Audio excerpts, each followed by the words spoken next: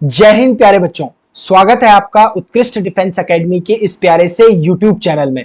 तो बच्चों, इस परिश्रम बैच को आगे बढ़ाते हुए आज से मैं आपको पढ़ाने वाला हूं फिजिक्स, जिसमें हम अपना फर्स्ट चैप्टर पढ़ेंगे यूनिट्स एंड मेजरमेंट।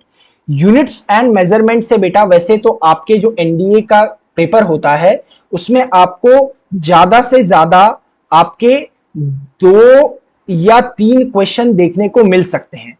वैसे तो मैक्सिमम टाइम यहां से 2 क्वेश्चंस आने की पॉसिबिलिटी रहती है, लेकिन 3 क्वेश्चन भी आ सकते हैं अगर बहुत ज्यादा इस चैप्टर से पूछा गया तो। ठीक है, अच्छा इस चैप्टर को देखते हैं। हमारे पास इसका नाम क्या है? यूनिट्स एंड मेजरमेंट, यानी मात्रक और मापन। क्लियर है? आगे देखिए हमारे पास, देखिए सबसे पहले यह जान लेते हैं कि नीड फॉर मेजरमेंट, माप की आवश्यकता।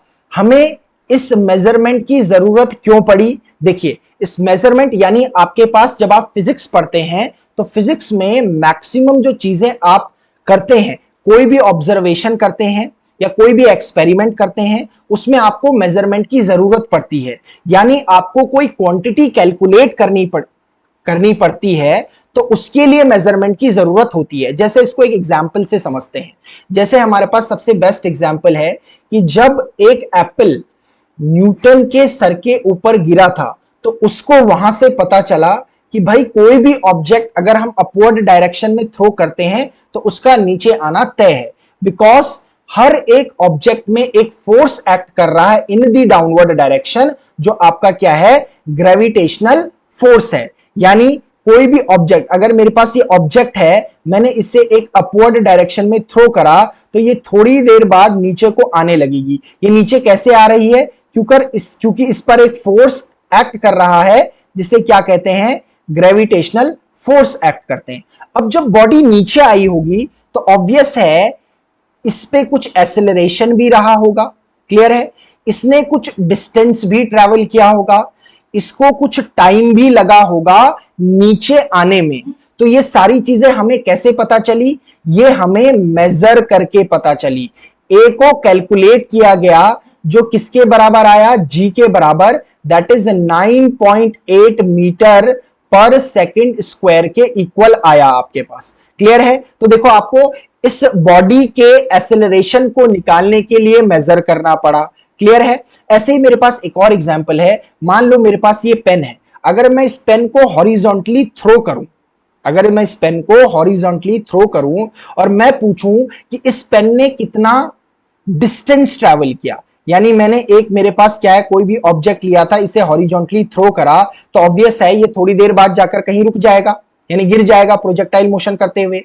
तो मैं अगर पूछूं कि इसने कितना डिस्टेंस ट्रेवल करा, तो उस डिस्टेंस को निकालने के लिए आपको किसकी जरूरत पड़ेगी? एक तो इसकी इनिशियल वेलोसिटी क्या है, यानी किस वेलोसिटी से आपने इस ऑब्जेक्ट को फेंका और कितना समय लगा उस डिस्टेंस तक पहुंचने में जहां तक हम कैलकुलेट कर रहे हैं। इट मींस दैट इस ऑब्जेक्ट के डिस्टेंस को कैलकुलेट करने के लिए किसने कितना डिस्टेंस ट्रेवल करा, हमें पहले उसकी इनिशियल वेलोसिटी के बारे में पता करना पड़ रहा है। उसके बाद हमें कितना उसने समय लिया उस डिस्टेंस को ट्रैवल करने में, वो निकालना पड़ रहा है। उसी के हेल्प से हम क्या निकाल पाएंगे?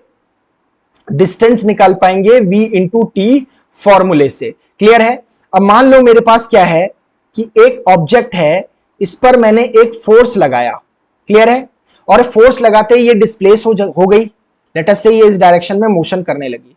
अब मैंने कहा कि इस फोर्स को कैलकुलेट करो, तो इस फोर्स को कैलकुलेट करने के लिए मुझे किसकी जरूरत है? एक तो मास ऑफ द बॉडी की जरूरत है और एक एक्सेलरेशन की जरूरत है जो इस फोर्स को लगाने से इसमें प्रोड्यूस हुआ।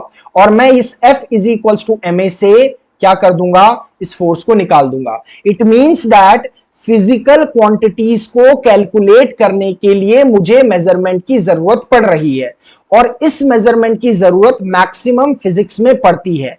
That is why physics is a science of measurement कहा जाता है, या कहा जाता है physics is a exact science of measurement, यानी भौतिकी माप का विज्ञान है। इसे ऐसा क्यों कहा जा रहा है? क्योंकि मेजरमेंट की बहुत ज्यादा रिक्वायरमेंट है फिजिक्स में। सारे ऑब्जर्वेशंस, जो भी एक्सपेरिमेंट्स करे जा रहे हैं, उनके लिए मेजरमेंट की बहुत ज्यादा जरूरत है। जब आप लैब में प्रैक्टिकल्स करते होंगे तो अपना जो भी रिजल्ट निकालते हैं on the basis of measurement निकालते हैं, यानी आपने कोई भी अपना जो भी एक्सपेरिमेंट परफॉर्म किया उसकी वैलिडिटी को बताने के लिए कि आपने क्या इन्फर किया है, वहां से क्या निष्कर्ष निकाला है, वो on the basis of measurement आप कहते हैं। इसीलिए मेरे पास क्या है, मेजरमेंट की हमें जरूरत है। क्लियर है? आगे बढ़ते हैं। इसके बाद हमारे पास आ गया, जिन क्वांटिटीज को हम मेजर कर रहे हैं वो हमारे पास होती है फिजिकल क्वांटिटी, यानी भौतिक राशियां। भौतिक राशियां होती क्या है? All those quantities in terms of which laws of physics can be expressed and which can be measured directly और indirectly are called physical quantities. Clear है? यानी वे सभी राशियां जिनके संदर्भ में भौतिकी के नियमों को व्यक्त किया जा सकता है और जिन्हें प्रत्यक्ष या अप्रत्यक्ष रूप से मापा जा सकता है, भौतिक राशियां कहलाती है। जैसे मेरी जो वेलोसिटी है वो एक फिजिकल क्वांटिटी है, जो एक्सेलरेशन है वो एक फिजिकल क्वांटिटी है, टाइम है वो एक फिजिकल क्वांटिटी है, डिस्टेंस या डिस्प्लेसमेंट है, all these are physical quantities, भौतिक राशियां है। अब देखो इस डेफिनेशन के अकॉर्डिंग क्या है, ये डेफिनेशन कह रही है कि भौतिक राशियां यानी फिजिकल क्वांटिटीज वो क्वांटिटीज होती है जिनके टर्म्स में आप फिजिक्स में किसी लॉ को लिख सकते हैं। बिल्कुल सही कह रहे हैं। देखो हमारे पास इनिशियल वेलोसिटी u से रिप्रेजेंट करते हैं, फाइनल वेलोसिटी v से रिप्रेजेंट करते हैं, एक्सेलरेशन को a से रिप्रेजेंट करते हैं और टाइम को t से रिप्रेजेंट करते हैं। अगर मैं इससे एक रिलेशन निकाल दूं v is equals to u plus at, तो ये आपका लॉ है एक फिजिक्स का, जिसे हम कहते हैं फर्स्ट इक्वेशन ऑफ मोशन। क्या कहते हैं? First equation of motion. इसी तरीके से अगर मैं क्या निकालूं, सेकेंड इक्वेशन ऑफ मोशन निकालूं, तो s is equals to ut plus half at square मेरे पास हो जाएगा। अब देखो इन फिजिकल क्वांटिटीज की हेल्प से मैं फिजिक्स के किसी लॉ को रिप्रेजेंट कर पा रहा हूं। दूसरा टर्म इन्होंने कहा कि these quantities can be measured directly and indirectly, यानी इन राशियों को प्रत्यक्ष और अप्रत्यक्ष रूप से मापा जा सकता है। कैसे? जैसे देखो हमारे पास अगर मुझे किसी कार की स्पीड मेजर करनी है, मान लो कि वो कहां से कहां जा रही है, कि ए पॉइंट से बी पॉइंट तक जानी है और मुझे इसकी स्पीड मेजर करनी है। अब इसकी स्पीड मेजर करने के लिए मेरे पास क्या चाहिए? एक तो डिस्टेंस इसने कितना ट्रेवल किया और टाइम इसने कितना लिया, तो आपकी वेलोसिटी निकल जाएगी। This is known as indirect method. ये आपका अप्रत्यक्ष क्या है? मेथड है किसी फिजिकल क्वांटिटी को कैलकुलेट करने का, क्योंकि आपने वेलोसिटी को फाइंड आउट करने के लिए स्पीड और टाइम दोनों का हेल्प लिया। तो this is the indirect method of calculating the velocity. Direct method क्या है कि आपकी कार में स्पीडोमीटर लगा हुआ है, उस स्पीडोमीटर में आपको डायरेक्टली स्पीड दिखाई दे रही है या डिस्टेंस दिखाई दे रहा है। आपको ऐसा नहीं करना पड़ रहा है कि कार की आपको डिस्टेंस देखनी पड़ रही, कितना ट्रेवल किया, कितने समय में ट्रेवल किया, और उसके बाद आप पेन और पेपर लेकर क्या कर रहे हैं, उसे कैलकुलेट कर रहे हैं। तो ये जो तरीका है वो आपका क्या है? इनडायरेक्ट मेथड है। लेकिन जो आपका स्पीडोमीटर या ऑडोमीटर दिखा रहा है वो आपका क्या है? डायरेक्टली मेजर होके दिख रही है। इसी तरीके से क्रिकेट में भी आपने देखा होगा कि जब बॉलर बॉल थ्रो करता है तो एकदम से नीचे उसकी स्पीड आ जाती है, तो वो आपका क्या है? डायरेक्ट मेजरमेंट है, यानी किसी मशीन के थ्रू डायरेक्टली उसकी स्पीड को मेजर किया जा रहा है। ऐसा नहीं किया जा रहा है कि देखा जा रहा है कि बॉल कितनी डिस्टेंस ट्रेवल कर रही है या कितना टाइम ले रही है, उसके बाद स्पीड निकाली जा रही है, ऐसा नहीं होता है। तो आपके पास फिजिकल क्वांटिटीज क्या है? वो क्वांटिटीज है, वो भौतिक राशियां जिन्हें क्या कर सकते हैं आप? जिनके टर्म्स में आप क्या कर सकते हो? फिजिक्स के किसी लॉ को डिफाइन कर सकते हो, लिख सकते हो, और उन्हें आप डायरेक्टली और इनडायरेक्टली दोनों तरीके से मेजर कर सकते हो। फोर्स हो गया आपका, वर्क हो गया आपका, एक्सेलरेशन हो गया, एवरेज वेलोसिटी हो गया, इंस्टेंटेनियस एक्सेलरेशन हो गया, इंस्टेंटेनियस वेलोसिटी हो गई। ये सारी जितनी भी आपकी क्वांटिटीज है, these all are known as भौतिक राशियां या फिजिकल क्वांटिटी। इसके बाद हम देखते हैं यूनिट्स ऑफ मेजरमेंट, यानी मेजरमेंट करने के लिए आपको किसकी जरूरत पड़ती है? यूनिट की जरूरत पड़ती है। भाई जब आप किसी दुकान में जाते हो और आपको आलू लेने हैं या आपको चावल लेने, तो आप ऐसा नहीं कहते हो कि एक चावल ले लो। यू ऑलवेज से करके कि 1 kg ऑफ राइस दे दो या 1 किलो क्या दे दो, चीनी दे दो। तो इससे क्या हो जाता है, क्लियर हो जाता है कि कितना आपको चाहिए। तो केजी वहां पर क्या है, यूनिट है। यूनिट हमारे पास क्या होता है, एक रेफरेंस पॉइंट है जिसके टर्म्स में हम किसी चीज की डिमांड करते हैं। जैसे देखो इसकी डेफिनेशन क्या लिखी हुई है, in order to measure a physical quantity we assume a certain magnitude of this quantity as a standard and call it unit of the quantity। यानी किसी भौतिक राशि को मापने के लिए हम उस मात्रा के एक निश्चित परिणाम को मानक मानते हैं और उसे उस मात्रा की इकाई कहते हैं। जैसे एग्जांपल मैं आपको देता हूं, मान लो कि आपके पास कोई टेबल है, ठीक है, आपके पास कोई टेबल है और उस टेबल की आपको लेंथ मेजर करनी है। तो मेरे पास आपको ये पेन दिखाई दे रही है, ये पेन दिखाई दे रही है, इस पेन की अपनी एक सर्टेन लेंथ है। आप उस टेबल की लेंथ को इससे मेजर कर सकते हैं। किससे? इस पेन से मेजर कर सकते हैं। उस टेबल में आप इसको रखकर देखोगे कि ये कितना टाइम ओवरलैप कर रही है उस टेबल को।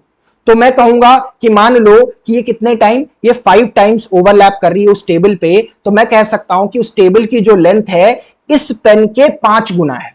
क्लियर है? मैंने कहा कि उस टेबल की जो लेंथ है 5 times of the length of this pen है। तो ये पेन उस समय क्या हो गई, यूनिट हो गई, ये मानक हो गया, एक स्टैंडर्ड हो गया कि इसके बेसिस पे मैं क्या कर रहा हूं, किसी भी फिजिकल क्वांटिटी को मेजर कर रहा हूं। लेंथ को मैंने इस पेन के बेसिस पे मेजर कर दिया। इसी तरीके से हमारे पास कुछ यूनिट्स बनाई गई है। जैसे मेरे पास एग्जांपल है मीटर। अगर मैं कहता हूं कि टेबल की लेंथ 5 मीटर है, इसका मतलब है मीटर उस टेबल की लेंथ में यानी फिजिकल क्वांटिटी में 5 टाइम्स प्रेजेंट है। वी से दैट कि metre is 5 times present in the length of table, यानी टेबल की लंबाई में मीटर 5 गुना उपस्थित है। क्लियर है? अगर मैं कहता हूं 2 kg, तो इसका मतलब मैं कह रहा हूं जो केजी है, ये यूनिट जो है, ये फिजिकल क्वांटिटी में यानी मास में 2 गुना प्रेजेंट है। एक बात और नोट करने वाली है कि जितनी भी यूनिट्स हम डिफाइन करते हैं वो सारी यूनिट्स इंटरनेशनल लेवल पर एक्सेप्टेड होनी चाहिए।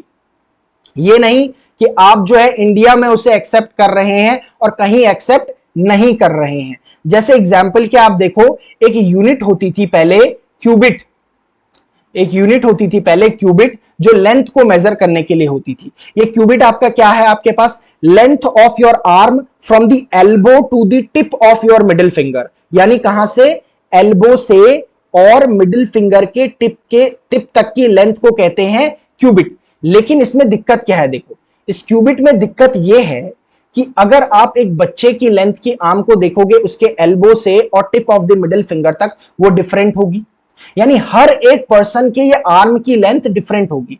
इसलिए ये क्या नहीं की जा सकती है, एक्सेप्टेड नहीं की जा सकती है यूनिवर्सली। और जब तक यूनिट को यूनिवर्सली एक्सेप्ट नहीं किया जाएगा वो स्टैंडर्ड नहीं मानी जाएगी, मानक नहीं मानी जाएगी। जैसे मीटर आप है, आप एक टेबल की लेंथ को मेजर कर रहे हैं, या मान लीजिए इस पेन की लेंथ को मेजर कर रहे हैं, तो इस पेन की लेंथ जहां मैं अभी बैठा हुआ हूं वहां भी उतनी ही होगी जितनी अगर मैं अपने इस जगह को छोड़कर किसी दूसरी जगह चले जाऊं। क्योंकि मीटर जो हमारे पास है वो एक मानक है हमारे पास, यानी मानक मात्रक है, स्टैंडर्ड यूनिट है। तो क्लियर है, हमारे पास यूनिट क्या होती है, आपकी एक कांस्टेंट क्वांटिटी होती है जिसके टर्म्स में किसी फिजिकल क्वांटिटी को बताया जाता है कि कितनी वो है। आगे देखते हैं हमारे पास। अब देखो प्रोसेस क्या है, देखो process of measurement of physical quantity, देखो यानी उसका प्रोसेस क्या है, मेजर करने का प्रोसेस क्या है किसी फिजिकल क्वांटिटी को, भौतिक मात्रा के मापन की प्रक्रिया, यानी किसी भी फिजिकल क्वांटिटी को मेजर किया कैसे जाता है। जैसे देखो हमारे पास क्या है कि मान लो मेरे पास क्या है, राइस रखा हुआ है और मैं कह रहा हूं कि एक मेरे पास कंटेनर में राइस रखा हुआ है और मैं आपसे कह रहा हूं कि इसे वे कर दो, यानी इसे तोल दो। तो आपके दिमाग में सबसे पहले क्या आएगा, आप इसे किस में तोलना चाहोगे, इसे आप दिमाग में आपके यूनिट, कि आप इसे केजी में तोलोगे, लीटर तो नहीं आएगा, क्योंकि आपको पता है कि ये मास मुझे इसका मेजर करना है। तो सबसे पहले जो चीज हमारे पास मेजर करते टाइम आ रही है वो है सिलेक्शन ऑफ यूनिट, यानी आप यूनिट सेलेक्ट करते हो। जैसे ही टेबल की लेंथ की मैंने बात की थी तो आपके दिमाग में क्या आया था कि मैं इसे मीटर में मेजर करूंगा, सेंटीमीटर में मेजर करूंगा, यानी आपने यूनिट का सिलेक्शन सबसे पहले किया। क्लियर है? उसके बाद क्या आता है आपके पास, फिर आप देखते हैं, जैसे मैंने पेन का आपको एग्जांपल दिया था कि ये पेन उस टेबल की लेंथ में कितने टाइम्स प्रेजेंट है, तो वही आप देख लेते हो कि to find out the number of times that unit contained in a physical quantity. अब अगर मैंने डिसाइड कर लिया कि राइस को मुझे केजी में मेजर करना है, तो अब मैं ये देखूंगा कि ये केजी, ये किलोग्राम उस फिजिकल क्वांटिटी में कितने टाइम्स प्रेजेंट है, और किससे देखूंगा, वेइंग मशीन से देखूंगा। वेइंग मशीन में हमारा लिखा हुआ आ जाएगा 2, 3, 4 या 2.3, 2.4 ऐसा लिखा हुआ आ जाएगा। तो अगर वो राइस मान लो कि मेरे पास 2 आ रहा है, 2 केजी आ रहा है, तो मैं लिखूंगा 2 केजी। इसका मतलब जो राइस है वो 2 टाइम्स ऑफ केजी है। क्या है उसमें, जो केजी यूनिट है वो 2 टाइम्स प्रेजेंट है। क्लियर है? इसके लिए मैं एक और एग्जांपल आपको बता देता हूं। जैसे मैंने आपको कहा था कि एक टेबल का आपके पास ये है, आपके पास एक टेबल ले लिया आपने, ठीक है। इस टेबल में मैंने एक पास क्या है, मुझे इसकी लेंथ मेजर करनी है। अब इसकी लेंथ क्या है हमारे पास, देखो ये इसकी लेंथ है, ठीक है। तो इसकी लेंथ को मेजर करने के लिए हम क्या करेंगे कि मान लो मैं किसी पेन से इसे मेजर कर रहा हूं, तो मान लो कि मेरे पास पेन जो है, ये आपके पास जो है पेन इसके ऊपर ओवरलैप जो कर रही है, देखिए मान लो ये पेन इसके ओवरलैप जो कर रही है, इस तरीके से अगर मैं पेन को रखूं और 3 टाइम्स अगर ओवरलैप कर रही है, 1 टाइम, 2 टाइम, 3 टाइम, 4 टाइम क्या कर रही है, ओवरलैप कर रही है, तो मैं क्या कह दूंगा, ये जो एल हो जाएगा 4 times the length of, 4 times the length of pen हो जाएगा, 4 times the length of pen यहां पर हो जाएगा। क्लियर है? यानी मान लो कि मैंने इसकी लेंथ को जब निकाला तो मैंने पहले ये डिसाइड किया कि मैं इसके लिए यूनिट क्या लूं, तो मैंने यूनिट को पेन ले लिया पहले। यानी अगर मैं देख रहा हूं तो लेंथ को मेजर करने के लिए मेरे पास क्या आ रहा है, मीटर आ रहा है। फिर मैं मीटर स्केल से देखूंगा कि इसमें आपके पास न्यूमेरिकल वैल्यू क्या आ रही है। मान लो वो 2 सेंटीमीटर आई आपके पास, तो इसका मतलब है कि जो सेंटीमीटर है वो इस लेंथ में 2 टाइम्स प्रेजेंट है। कितने टाइम्स प्रेजेंट है, वो आपके पास 2 टाइम्स प्रेजेंट है। यानी किसी भी फिजिकल क्वांटिटी का जो मेजरमेंट है, किसी भी फिजिकल क्वांटिटी का जो मेजरमेंट है वो कैसे लिखा जाता है, फिजिकल क्वांटिटी का जो मेजरमेंट है वो एक तो न्यूमेरिकल वैल्यू लिखी जाती है, numerical value multiplied by size of unit, इस तरीके से लिखा जाता है। यानी अगर मैं किसी फिजिकल क्वांटिटी को x ले लूं और न्यूमेरिकल वैल्यू को n ले लूं, तो मेरे पास साइज को अगर मैं u ले लूं, तो इसका मतलब है किसी भी फिजिकल क्वांटिटी को जो डिनोट किया जाता है x is equals to n u से डिनोट किया जाता है। जहां पर x क्या है, मेरे पास कोई फिजिकल क्वांटिटी है, n क्या है कि कितने टाइम्स वो यूनिट जिसे हमने सेलेक्ट किया है उस फिजिकल क्वांटिटी में कंटेन कर रही है, समाहित है, और ये u जो है वो आपके पास यूनिट है।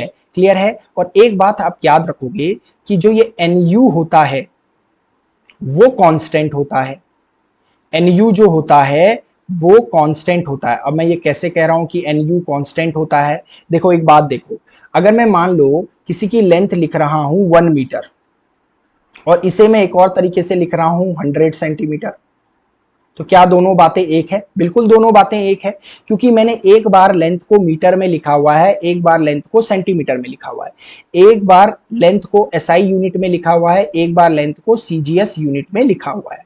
तो मैं क्या कह सकता हूं कि 1 metre is equals to 100 centimetre कह सकता हूं। इसका मतलब मैं यहां से कह सकता हूं कि N1 U1 is equals to N2 U2। Clear है? क्या लिख सकता हूं, N1 U1 is equals to N2 U2। आगे बढ़ते हैं, ये तरीका हमारे पास था कि किसी भी फिजिकल क्वांटिटी को कैसे मेजर किया जाता है। क्लियर है? अब देखिए, जो आपके पास यूनिट होती है यानी मात्रक होते हैं, ये दो टाइप के होते हैं। एक आपके पास क्या होता है, यूनिट कहें या हम कहें कि आपके पास जो फिजिकल क्वांटिटीज होती है, जो फिजिकल क्वांटिटीज होती हैं और जो उनके यूनिट्स होते हैं वो दो टाइप के होती है। पहली होती है फंडामेंटल क्वांटिटीज एंड इनकी यूनिट्स को कहते हैं फंडामेंटल यूनिट्स, यानी मूल राशियां और मूल मात्रक। और दूसरा जो टाइप होता है वो होता है बेटा derived quantities and fundamental units. Derived quantities and derived quantities and ये हो जाएगा डिराइव्ड यूनिट्स होना चाहिए था। ये क्या होना चाहिए था, डिराइव्ड यूनिट्स होना चाहिए था ये, ठीक है। यानी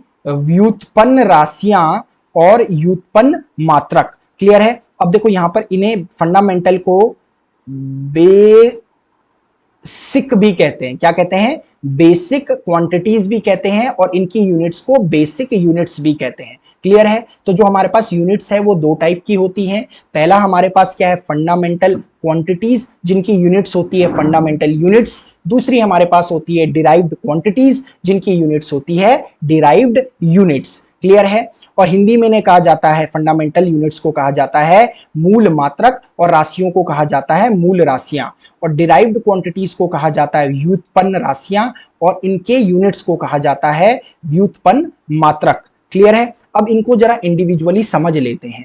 देखिए फंडामेंटल क्वांटिटीज हमारे पास क्या होती हैं, फंडामेंटल क्वांटिटीज या जिन्हें मैं कह रहा हूं कि और क्या नाम से जानते हैं, बेसिक क्वांटिटीज हम इन्हें कहते हैं। क्या कहते हैं, बेसिक क्वांटिटीज कहते हैं, या हमारे पास फंडामेंटल यूनिट्स इनकी होती है, बेसिक यूनिट्स इनकी होती है। हिंदी में क्या कहते हैं, मूल राशियां और मूल मात्रक इन्हें कहते हैं। ठीक है बेटा। देखो अब इसकी डेफिनेशन अगर देखेंगे तो fundamental units are those units which can neither be derived from one another nor can they be further resolve into other units. Clear है। यानी मूल मात्रक वे मात्रक हैं जिन्हें ना तो एक दूसरे से प्राप्त किया जा सकता है, ना ही उन्हें किसी अन्य इकाइयों में विघटित किया जा सकता है। इसको समझते हैं अब डेफिनेशन को, कि जो फंडामेंटल यूनिट्स होती है ना, उन्हें हम किसी एक दूसरे के टर्म्स में नहीं लिख सकते हैं या किसी दूसरे यूनिट के टर्म्स में नहीं लिख सकते हैं। जैसे मैं देखो मेरे पास जो हमारे पास बेसिक प्राइमरी हमारे पास फंडामेंटल यूनिट्स होती हैं, जो प्राइमरी हमारे पास फंडामेंटल यूनिट्स होती हैं वो देखो क्या होती है। प्राइमरी जो होती है वो होती है मास, लेंथ और टाइम। ठीक है। मास के लिए क्या कहते हैं हम, द्रव्यमान। ठीक है। जो लेंथ होता है उसे कहते हैं लंबाई, और जो टाइम होता है उसे कहते हैं समय। इस द्रव्यमान को किया जाता है m से डिनोट, इसे किया जाता है l से डिनोट, इसे किया जाता है t से डिनोट। अब आप मेरे को एक बात बताओ, क्या m l t को आप एक दूसरे के टर्म्स में लिख सकते हो? नहीं लिख सकते हैं। क्या आप m को किन्हीं और टर्म्स में रिजॉल्व कर सकते हो, विघटित कर सकते हो, तोड़ सकते हो? नहीं तोड़ सकते हो। यानी आप m l t को एक दूसरे के टर्म्स में नहीं लिख सकते। They are independent of each other, यानी एक दूसरे से स्वतंत्र है लिखने के लिए, और इन्हें किसी और टर्म्स में भी डिराइव यानी क्या नहीं किया जा सकता है, विघटित नहीं किया जा सकता है, रिजॉल्व नहीं किया जा सकता है। ऐसी क्वांटिटीज को कहते हैं फंडामेंटल क्वांटिटीज। इन्हें बेसिक क्वांटिटीज भी कहते हैं, और इनकी जो यूनिट्स होती हैं उन्हें कहते हैं फंडामेंटल यूनिट्स, या हमारे पास मूल मात्रक कहते हैं। क्लियर है। अब देखो मेरे पास जो ये फंडामेंटल यूनिट्स होती है ना बेटा, ये 7 टाइप्स की होती है। कितनी होती हैं ये फंडामेंटल जो यूनिट्स होती है, ये 7 होती है। कितनी है हमारे पास? 7 है। इनको लिखते हुए जरा जाते हैं। जैसे पहला हमारे पास जो होती है वो लेंथ है। क्या है? लेंथ है। दूसरा हमारे पास जो है वो आपका मास है। थर्ड हमारे पास जो है वो हमारे पास टाइम है। टाइम के बाद फोर्थ जो है वो इलेक्ट्रिक करंट है। क्या है? इलेक्ट्रिक करंट हमारे पास है। फिफ्थ हमारे पास जो है वो है टेम्परेचर। सिक्स्थ हमारे पास जो है वो है ल्यूमिनस इंटेंसिटी, ल्यूमिनस इंटेंसिटी। और सेवेंथ हमारे पास है amount of substance, amount of substance. अब देखो लेंथ को हिंदी में कहते हैं लंबाई, क्लियर है। मास को कहते हैं द्रव्यमान, टाइम को कहते हैं समय, इलेक्ट्रिक करंट को कहते हैं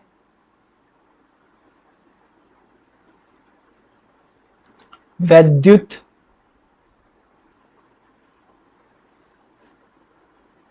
एक मिनट, करंट को कहते हैं वैद्युत धारा, वैद्युत धारा। टेम्परेचर को कहते हैं तापमान या ताप। ल्यूमिनस इंटेंसिटी को कहते हैं ज्योति तीव्रता, ज्योति तीव्रता कहते हैं, क्लियर है। अमाउंट ऑफ सब्सटेंस को कहते हैं पदार्थ की मात्रा, पदार्थ की मात्रा। अब अगर यूनिट की बात करें, इनकी यूनिट की बात करें तो इनकी यूनिट जो होती है, जो इसकी लंबाई की यूनिट होती है वो हमारे पास होती है मीटर, इसे लिखा जाता है स्मॉल एम से। द्रव्यमान की होती है किलोग्राम, जिसे लिखा जाता है केजी। समय की जो होती है वो होता है हमारे पास सेकंड, जिसे एस लिखा जाता है। करंट का हमारे पास होता है एम्पियर, जिसे कैपिटल ए लिखा जाता है। टेम्परेचर का होता है केल्विन, जिसे कैपिटल के लिखा जाता है। ल्यूमिनस इंटेंसिटी का होता है कैंडेला, जिसे सीडी लिखा जाता है। अमाउंट ऑफ सब्सटेंस का होता है मोल, जिसे MOL लिखा जाता है। तो ये हमारे पास 7 जो हो गई, these are called your fundamental quantities. और जो इनकी यूनिट्स ये है बेटा, ये सारी की सारी फंडामेंटल यूनिट्स कहलाती है। यानी ये जो मेरे पास हो गई, ये मेरे पास मूल राशियां है, ये मेरे पास मूल राशियां है। और ये मेरे पास इधर जो लिखे गए हैं ये मूल मात्रक है मेरे पास, क्लियर है। ये मूल राशियां हैं, ये मूल मात्रक है। अब देखिए दो हमारे पास सप्लीमेंट्री यूनिट्स भी होती है जिन्हें कहते हैं पूरक, और कहीं कहीं पर इसे लिखा जाता है समपूरक, समपूरक लिखा जाता है। ये दो होते हैं हमारे पास। एक होता है मेरे पास एक होता है प्लेन एंगल,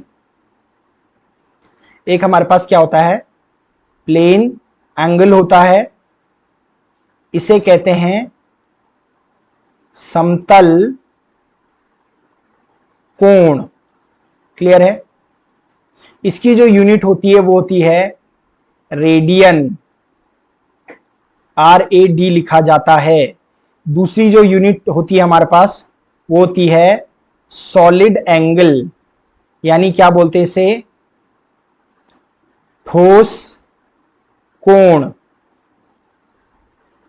इसकी यूनिट जो होती है वो होती है स्टेरेडियन, यानी SR लिखा जाता है। अब देखोगे आप, अगर हम करेंगे प्लेन एंगल की बात करेंगे तो प्लेन एंगल का मतलब है कि जो हमारे पास ये एंगल बन रहा है दो आर्म्स के बीच में, ये हमारे पास क्या है प्लेन एंगल है। लेकिन अगर आप क्या करो कि आपके पास एक स्फेयर है और उस स्फेयर की दो रेडियस से आप इस तरीके से कट करो, तो आपके पास क्या आएगा, इस तरीके से कोण आएगा, इस तरीके से कोण आएगा। तो ये जो थीटा आपके पास होगा यही आपके पास क्या होगा सॉलिड एंगल होगा, यानी आपका ठोस कोण होगा। ये आपका 2D के लिए बनता है, ये जो आपका बन रहा है ये 3D के लिए बन रहा है, क्लियर है। तो आपके मैंने क्या बता दिया, आपके 7 जो होते हैं फंडामेंटल क्वांटिटीज होती हैं यानी मूल राशियां होती है, और उनके क्या होते हैं फंडामेंटल यूनिट्स होते हैं यानी मूल मात्रक होते हैं। यानी ये जो सारी मैंने 7 की 7 क्वांटिटीज लिखी हुई है बेटा, इनको आप एक दूसरे के टर्म्स में नहीं लिख सकते हो और इनको और विघटित नहीं कर सकते हो, यानी क्या नहीं कर सकते, रिजॉल्व नहीं कर सकते किसी और टर्म्स में। क्लियर है? ऐसे ही मेरे पास 2 और अलग यूनिट्स होती है जिन्हें हम सप्लीमेंट्री यूनिट्स कहते हैं, हिंदी में जिसे पूरक मात्रक या संपूरक मात्रक कहा जाता है, जिसमें पहला हमारे पास क्या है, प्लेन एंगल है यानी समतल कोण, और दूसरा क्या है, सॉलिड एंगल यानी ठोस कोण। इसके आगे बढ़ते हैं हमारे पास। तो देखो डिराइव्ड जो क्वांटिटीज होती हैं वो क्या होती है, पहली मैंने क्या बताई आपको, फंडामेंटल क्वांटिटीज बताई और उनके जो यूनिट्स है वो फंडामेंटल यूनिट्स हो गए। यानी दूसरी मेरे पास क्या है, derived quantities and fundamental units उसकी हमारे पास हो गई। जरा समझ लेते हैं डिराइव्ड क्वांटिटीज को, या ये मैंने लिखा हुआ है फंडामेंटल यूनिट्स, यानी ये होना चाहिए था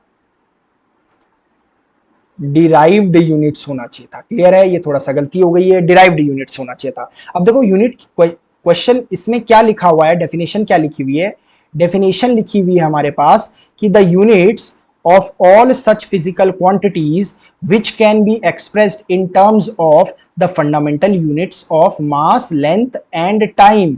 यानी वो सारी क्वांटिटीज जिन्हें आप मास, लेंथ और टाइम में रिप्रेजेंट कर सकते हो, मास, लेंथ और टाइम की यूनिट में रिप्रेजेंट कर सकते हो, उन्हें कहते हैं व्युत्पन्न मात्रक या व्युत्पन्न राशियां कहते हैं। देखो जरा एग्जांपल ले लेते हैं, जैसे मेरे पास जो आपकी एक डिराइव्ड फिजिकल क्वांटिटी होती है वो है वेलोसिटी। ठीक है, अब वेलोसिटी को कैसे लिखा जाता है, वेलोसिटी को लिखा जाता है v is equals to D upon T. अब आप क्या बताओ, क्या ये d जो है ये लेंथ है, क्या ये जो टाइम है, ये जो t है ये टाइम है, और लेंथ और टाइम क्या होती है, ये आपकी फंडामेंटल क्वांटिटीज होती है। यानी मैंने क्या लिख दिया है, एक वेलोसिटी को किसके टर्म्स में लिख दे रहा हूं, फंडामेंटल फिजिकल क्वांटिटीज यानी मास, लेंथ और सेकंड के टर्म्स में। इसी तरीके से देखो मेरे पास, अगर मेरे पास एक्सेलरेशन a है तो क्या होता है, v minus you upon T होता है। ये पूरा का पूरा वेलोसिटी है, तो वेलोसिटी को हम क्या लिख सकते हैं, d अपॉन टी लिख सकते हैं, और t तो मेरे पास नीचे है ही, इस d को मैं क्या लिख सकता हूं, ये मान सकता हूं कि ये मैं लेंथ है जो कि होती है, ये मेरे पास क्या है, टाइम है। क्लियर है? ये भी मेरे पास क्या है, टाइम है। तो इसका मतलब है कि मेरे पास मैंने एक्सेलरेशन को किसके टर्म्स में लिख दिया, लेंथ और टाइम के टर्म्स में लिख दिया, और लेंथ और टाइम क्या होते हैं, फंडामेंटल फिजिकल क्वांटिटीज या फंडामेंटल फिजिकल क्वांटिटीज के यूनिट होते हैं। क्लियर है? यानी आप किसी भी क्वांटिटी को लिख सकते हो, जैसे मेरे पास क्या है, फोर्स है, force is equals to M A मेरे पास होता है। अब देखो एम का क्या होता है हमारे पास, ये मास का है, ये मेरे पास क्या है, मास है, और जो एक्सेलरेशन है अभी अभी देखो हमने इसको देख लिया है कि इसको लेंथ और टाइम के टर्म्स में लिख सकते हैं। तो आपकी फंडामेंट डिराइव्ड फिजिकल क्वांटिटीज क्या हो गई आपके पास, वो क्वांटिटीज जिनको एक दूसरे के टर्म्स में लिखा जा सकता है और जिनको रिजॉल्व किया जा सकता है मास, लेंथ और टाइम के टर्म्स में। क्लियर है? आगे बढ़ते हैं। देखो अब हमारे पास क्या आ गया, सिस्टम ऑफ यूनिट्स आ गया। सिस्टम ऑफ यूनिट्स हमारे पास क्या है, सबसे पहले सीजीएस सिस्टम है। ये जो सीजीएस सिस्टम था ना बेटा, ये सीजीएस सिस्टम जो है इसका सेटअप किया था फ्रेंच ने, फ्रेंच ने इसका सेटअप किया था, फ्रांस ने इसका सेटअप किया हुआ था। किसने किया हुआ था, फ्रांस ने सेटअप किया हुआ था इसका। किसने किया हुआ था, इसका सेटअप किया हुआ था फ्रांस ने। ठीक है, इसमें आपका बस देखो एक्चुअली जो सिस्टम ऑफ यूनिट्स होता है ना, ये लेंथ, मास और टाइम को मेजर करने के लिए होता है। इन तीनों को मेजर करने के लिए होता है सिस्टम ऑफ यूनिट्स यानी मात्रक पद्धतियां। अगर आप देखोगे सीजीएस का मतलब है, मैंने कहा ये फ्रांस ने सेटअप किया था। इसमें जो सी है वो C stands for centimetre, C stands for centimetre, और जो जी है जी स्टैंड्स फॉर आपका ग्राम, जिसे स्मॉल जी से रिप्रेजेंट किया जाता है। ठीक है, and S stands for second, जिसे एस से रिप्रेजेंट किया जाता है। क्लियर है? दूसरा जो सिस्टम आपका, ये भी आपका फ्रांस ने ही दिया था, बट इस सिस्टम को ब्रिटिश सिस्टम भी कहा जाता है। इस सिस्टम को ब्रिटिश सिस्टम भी कहा जाता है। इसमें अगर देखूं तो एफ किस में यानी लेंथ किस में है, फुट में मेजर की जाती है, जो आपका मास है वो पाउंड में मेजर किया जाता है, और जो आपका टाइम है वो सेकंड में मेजर किया जाता है। क्लियर है? एमकेएस सिस्टम आपका क्या है, ये आपके पास जो है एमकेएस सिस्टम को कहते हैं मैट्रिक सिस्टम। क्या कहते हैं इसको? कहते हैं मैट्रिक सिस्टम। क्या कहते हैं इसको? मैट्रिक सिस्टम हमारे पास कहते हैं। इसमें जो लेंथ है वो मीटर में मेजर की जाती है, और इसमें जो मास है वो किलोग्राम में मेजर किया जाता है, और इसमें जो टाइम है वो सेकंड में मेजर किया जाता है। क्लियर है? तो आपके पास एमकेएस सिस्टम क्या है? Metre, kilogram, second. CGS system को अगर आप तोड़ोगे तो C stands for centimetre, G stands for gram, S stands for second, C is for time length, G is for mass, S is for हमारे पास time. इसी तरीके से सबके सब भी आपके इसी तरीके से है। एमकेएस सिस्टम को और अपग्रेड करा गया है, अपग्रेड कर दिया गया है एसआई सिस्टम में। किसमें अपग्रेड कर दिया गया है? एसआई सिस्टम में अपग्रेड कर दिया गया है। एसआई का फुल फॉर्म क्या होता है, जरा बताएंगे आप मुझे? एसआई का जो फुल फॉर्म होता है, एसआई का जो फुल फॉर्म होता है, इसका होता है सिस्टमी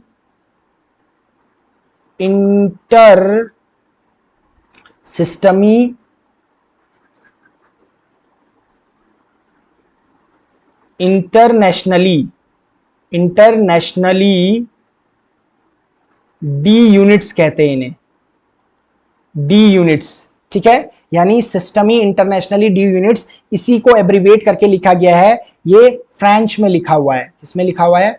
फ्रेंच में लिखा हुआ है ये आपके पास, सिस्टमी इंटरनेशनली डी यूनिट्स। क्लियर है? आगे बढ़ते हैं। यूनिट ऑफ लेंथ हमारे पास आ गया। देखो, लेंथ की यूनिट हमारे पास आ गई। जो आपकी यूनिट की लेंथ होती है वो एक तो आपके पास क्या होती है? एक तो किलोमीटर होती है। अगर मैं देखूंगा तो 1 किलोमीटर इज इक्वल टू हमारे पास क्या हो जाता है? 1000 मीटर हो जाता है। एक हमारे पास क्या होती है? मीटर होती है। मीटर को क्या लिखा जाता है? 100 सेंटीमीटर लिखा जाता है। एक हमारे पास क्या हो सकती है? 1 मिलीमीटर लिखा जा सकता है। इसे 10⁻³ मीटर लिखा जा सकता है। क्लियर है? क्या लिखा जा सकता है? 10⁻³ मिलीमीटर लिखा जा सकता है। क्लियर है हमारे पास? अब देखो, ये हमारे पास क्या है? यूनिट्स ऑफ लेंथ है। लेकिन ये हमारी सारी यूनिट्स कैसी है? स्मॉल मेजरमेंट के लिए हमारे पास स्मॉल, यानी जो नॉर्मली हम कैजुअली जो मेजर कर रहे हैं उस लेंथ को मेजर करने के लिए। अगर मेरे पास क्या है कि बहुत छोटी डिस्टेंसेस हो, जैसे मेरे पास, मैं माइक्रोस्कोपी लेवल पे बात करता हूं। मान लो मुझे एटम का साइज निकालना है, मुझे हमारे न्यूक्लियस का साइज निकालना है, मुझे किसी भी माइक्रो ऑर्गेनिज्म का क्या निकालना है? साइज निकालना है। तो किस पे रिप्रेजेंट करूंगा मैं? इन यूनिट्स में रिप्रेजेंट करूंगा, क्योंकि ये यूनिट्स क्या है? उन डिस्टेंसेस के लिए है जो बहुत छोटी होती है। पहली हमारे पास क्या है? पहली हमारे पास है फर्मी। इसे फेम्टोमीटर भी कहते हैं। इसे एफएम से डिनोट करते हैं, और 1 एफएम इज इक्वल्स टू होता है 10⁻⁻15 मीटर। 1 एफएम मेरे पास क्या है? 10⁻⁻15 मीटर होता है। क्लियर है? ऐसे ही नैनोमीटर होता है। 1 जो नैनोमीटर होता है वो 10⁻⁻9 मीटर होता है। 1 नैनोमीटर जो है 10⁻⁻9 मीटर होता है मेरे पास। एंगस्ट्रॉम मेरे पास क्या होता है? एंगस्ट्रॉम के लिए 1 एंगस्ट्रॉम इज इक्वल्स टू जो होता है वो 10⁻10 मीटर होता है। 1 angstrom is equals to 10⁻10 angstrom होता है। देखो, ये फर्मी एक बार पूछा गया है, ये एंगस्ट्रॉम एक बार पूछा गया है आपके एनडीए के एग्जाम में। ऐसे ही माइक्रोन और माइक्रोमीटर क्या होता है? 1 माइक्रोन को ऐसे लिखा जाता है, 1 माइक्रोन, और माइक्रोमीटर को, और 1 माइक्रोमीटर इसे लिखा जाता है 10⁻6 मीटर। 1 माइक्रोन और 1 micrometre is equals to 10⁻6 metre हमारे पास होता है। तो यहां से क्या होता है? डायरेक्ट क्वेश्चन आता है। जैसे मैं बोल रहा हूं कि फर्मी पे क्वेश्चन आया हुआ था और आपका एंगस्ट्रॉम पे क्वेश्चन आया हुआ है पिछले ईयर्स में।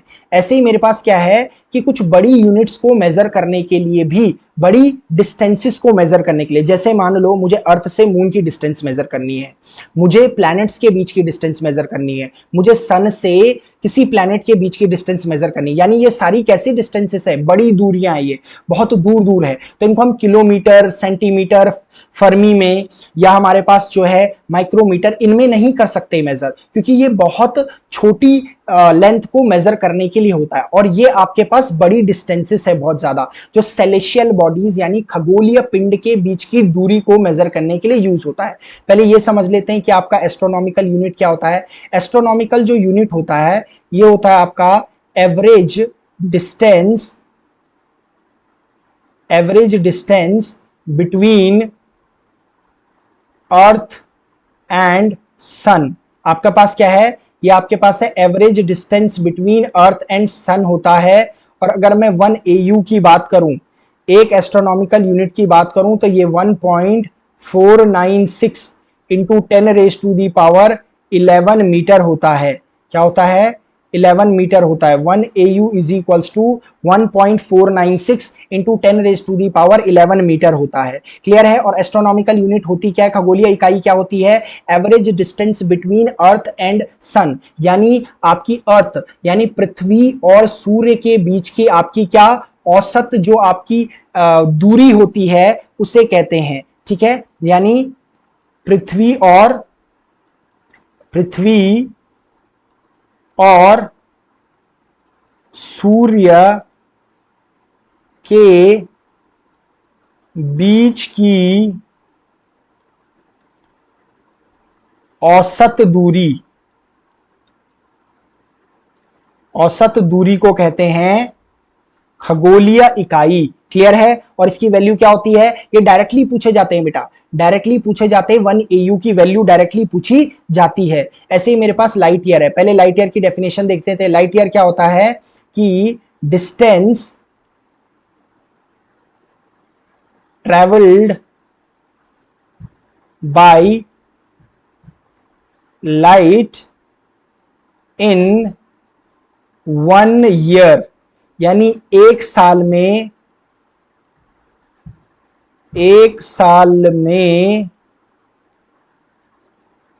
प्रकाश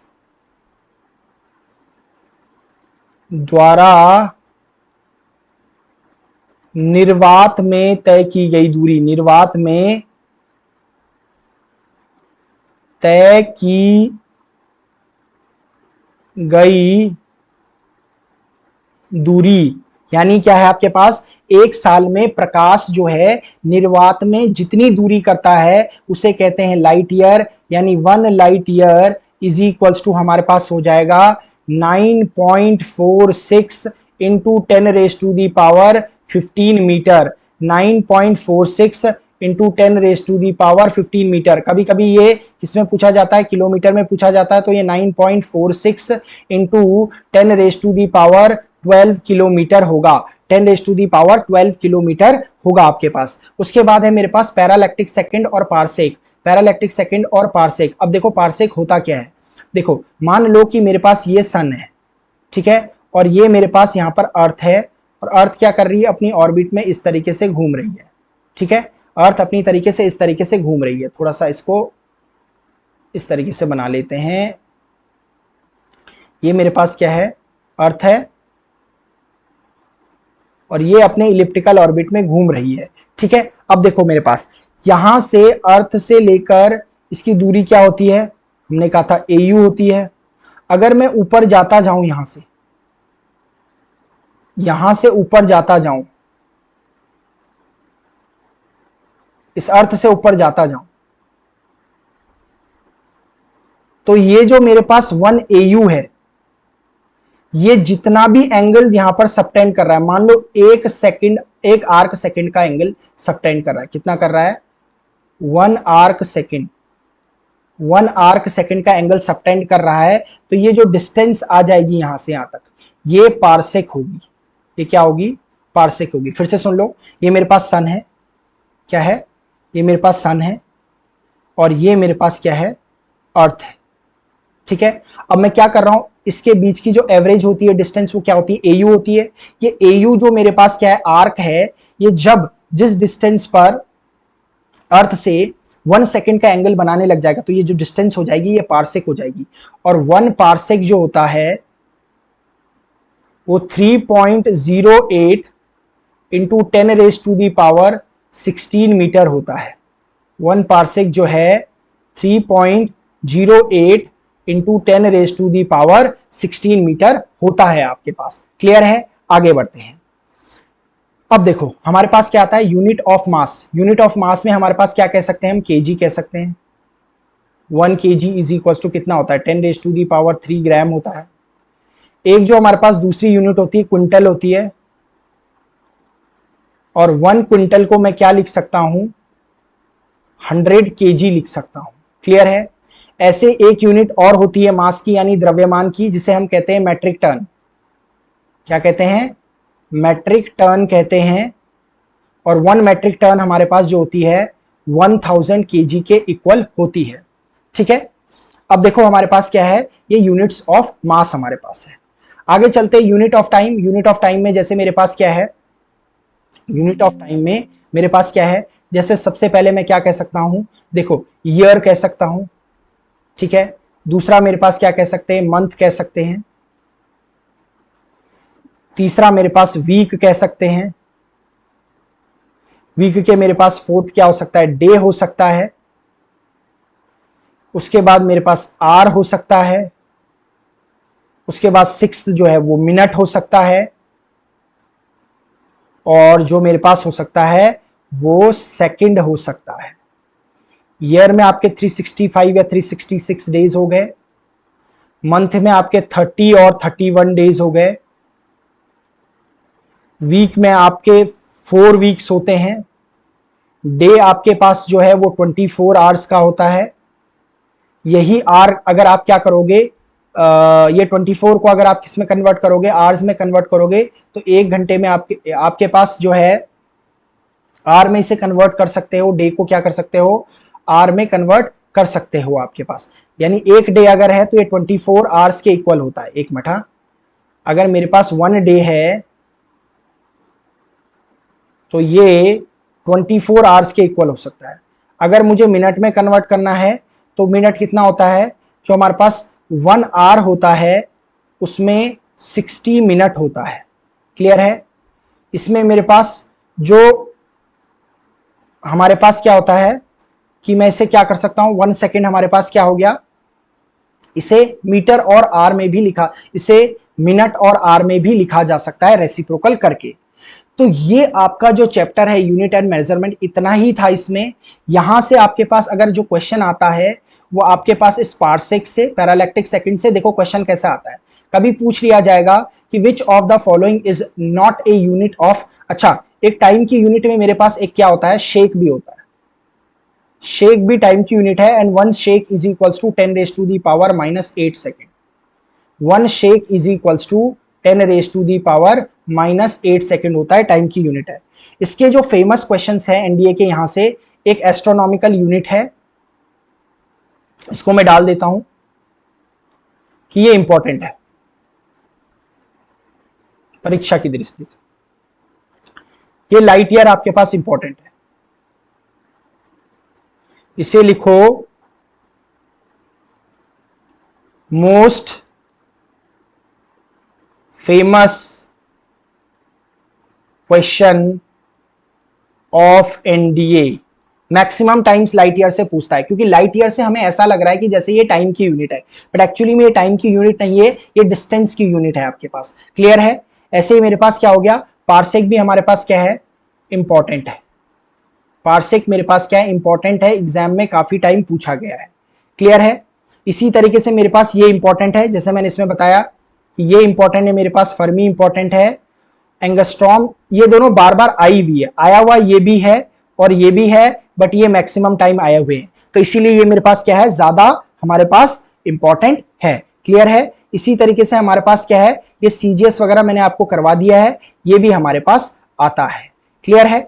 तो इसी तरीके से हम क्या है कि इसके बाद हम जो है इस चैप्टर से रिलेटेड कुछ क्वेश्चंस को लगाएंगे, और उन क्वेश्चंस में हम देखेंगे कि कैसा कैसा डिफरेंट टाइप्स ऑफ क्वेश्चंस आने की पॉसिबिलिटी आपके एग्जाम में होती है। तब तक के लिए आपको क्या करना है, इसको रिवाइज करना है, पढ़ते रहना है, चैनल को साथ में सपोर्ट करना है, यानी सब्सक्राइब करना है और शेयर भी करना है और लाइक भी करना है। उसके बाद आपका अब क्या काम है कि आप पढ़ते रहें और बहुत सारे क्वेश्चन इन टॉपिक से लगाते रहें। हम भी लगवाएंगे प्रैक्टिस क्वेश्चंस, बट आप भी साथ में किसी बुक से इन क्वेश्चंस को लगाते रहें। Till then keep studying. जय हिंद।